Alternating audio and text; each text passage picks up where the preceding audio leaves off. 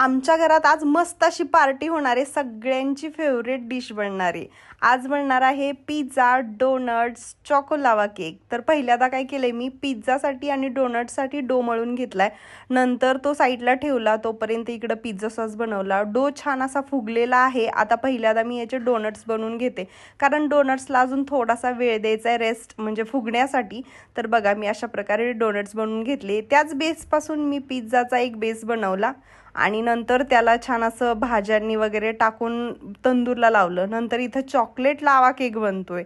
तुम्हाला ह्याची रेसिपी पाहिजे का, मला कमेंट करून सांगा. डोनट्स पण छान फुगलेत, त्याला फ्राय केलं, चॉकलेटमध्ये डिप केलं. चॉकोलावात केक तयार आहे. बघा किती छान असा लावा पण बाहेर निघला. आईस्क्रीम बरोबर सर्व केला. मस्त असे एन्जॉय करतायत घरात. सगळ्यांनीच असं एन्जॉय केलं. वेगळं कधीतरी छान असं खावंसं वाटतं की नाही. तुमची कोणती फेवरेट डिश आहे मला कमेंट करून सांगा. आवडला असेल तर लाईक, शेअर आणि सबस्क्राईब करायला काय विसरू नका.